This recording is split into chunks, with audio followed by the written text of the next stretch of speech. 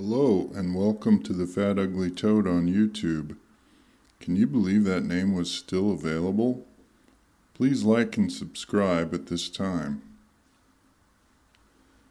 For my second video, I shall now attempt to unbox and test a PXP3 that I won on eBay for $2.40 plus $4.81 shipping and 73 cents tax.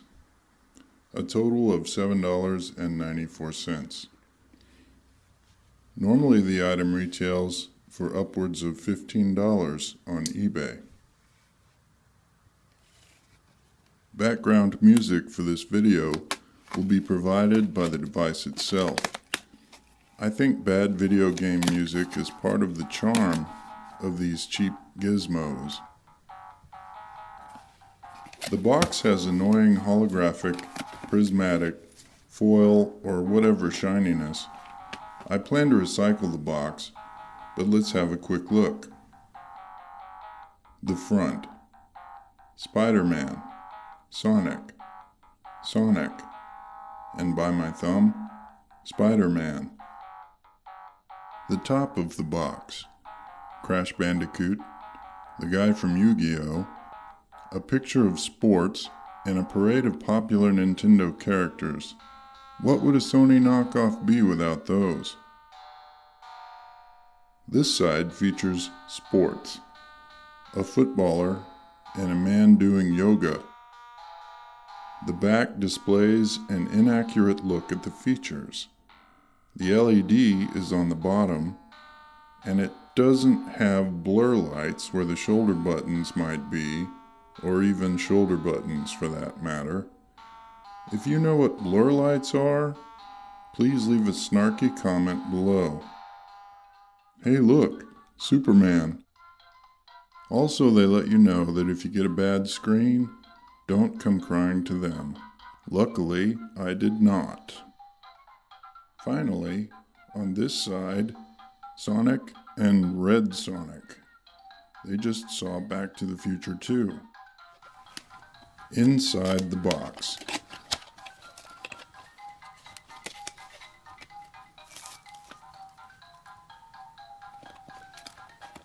The device in a bag, cardboard divider,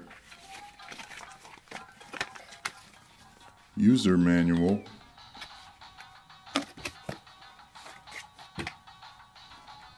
rechargeable battery, USB to wall outlet, composite audio-video out cable, game cartridge, another game cartridge,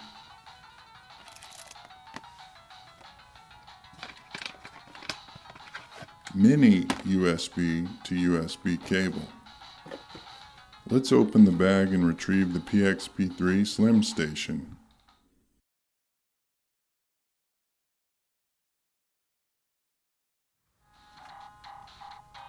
It's green. I like green.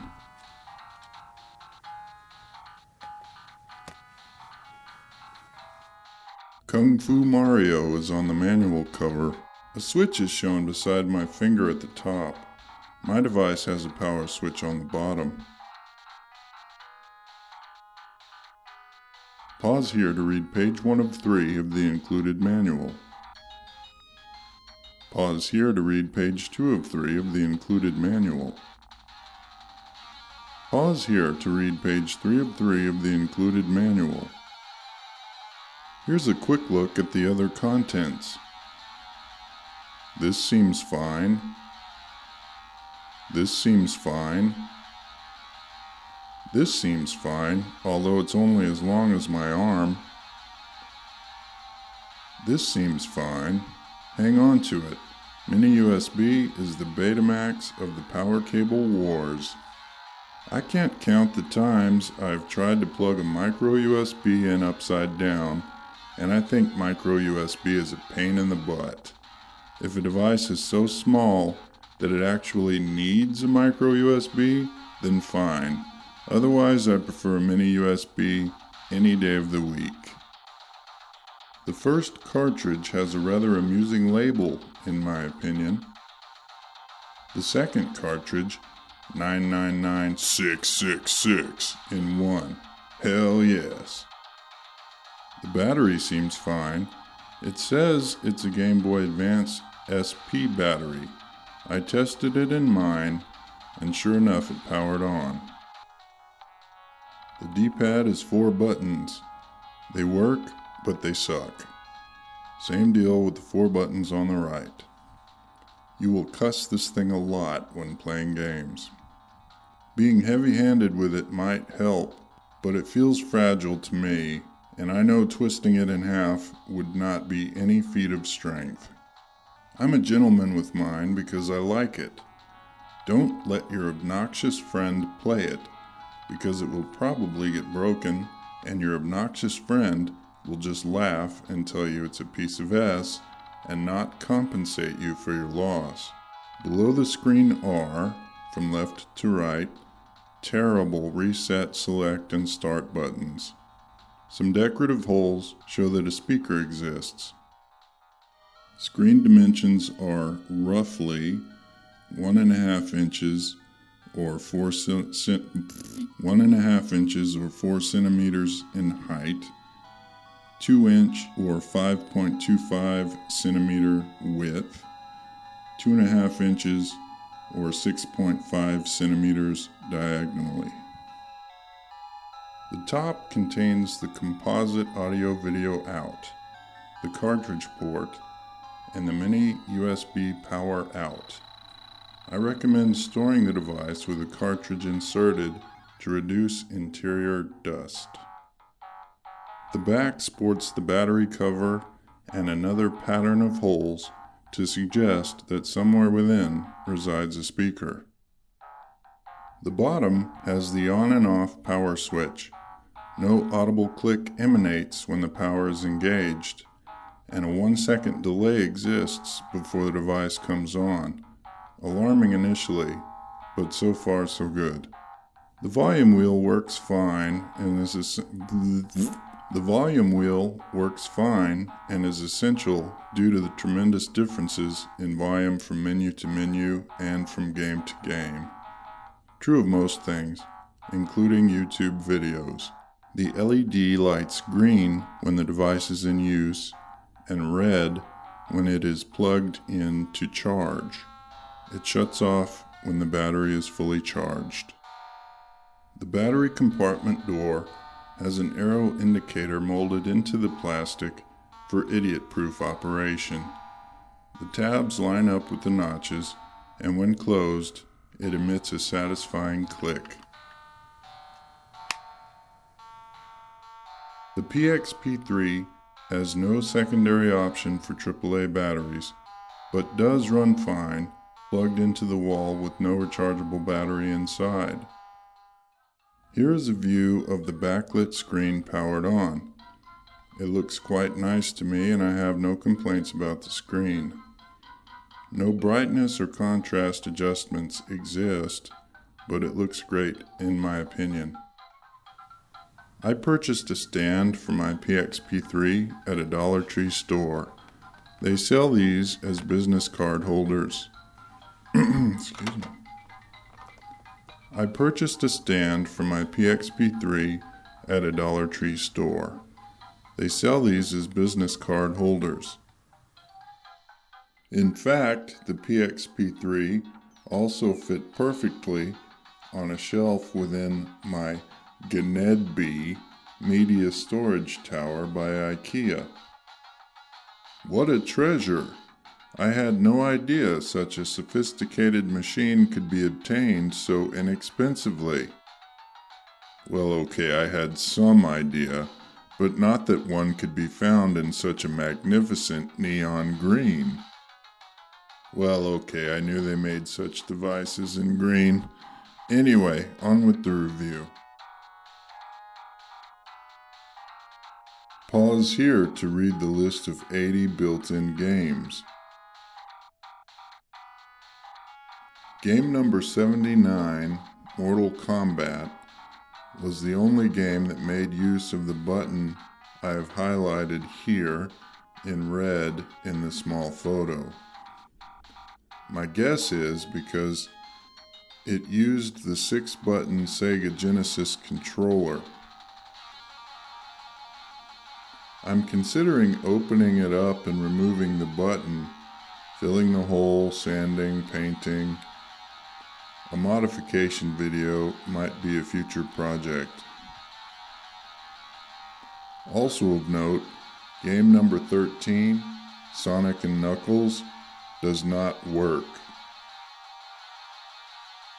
Pause here to read the game menu unlocked by the random special cartridge. Pause here to read the game menu unlocked by the Number of the Beast cartridge. Game number 5 is Sonic 2, and game number 16 is Sonic 1. Game number 38, James Pond, does not work.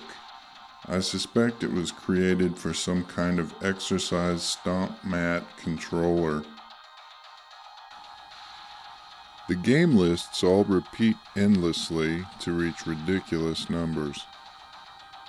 It has come to my attention that watching other people play video games on the internet has become very popular.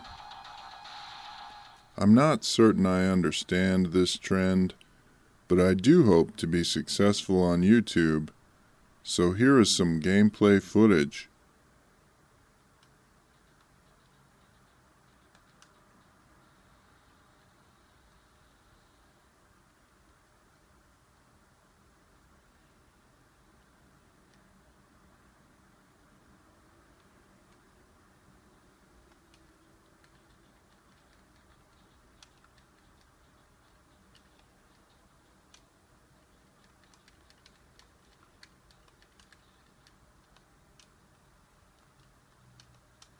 I must admit that earlier I was too harsh on the buttons, and I no longer think they suck. Not the best, but not the worst when they become familiar.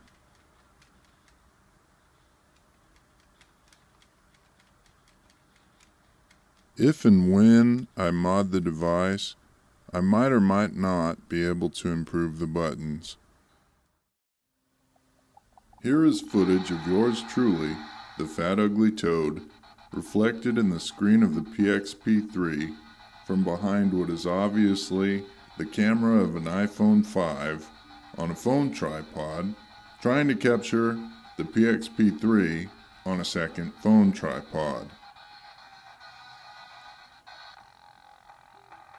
Oh look, Sir Ian McKellen.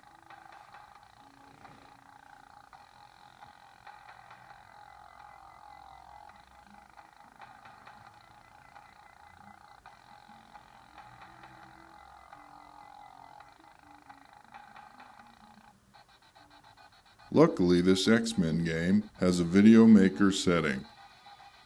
There we go.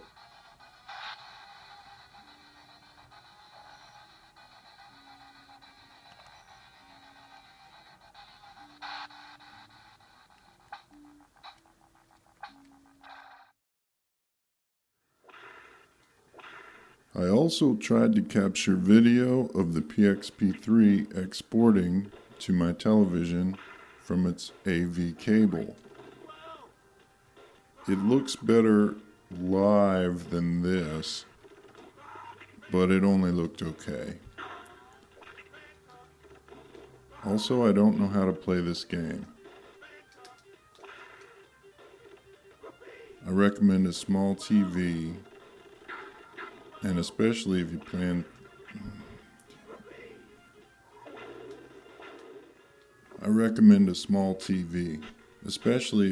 to use the 2-foot audio-video cable supplied with the device. Also, learning how to film screens is something I will have to tackle.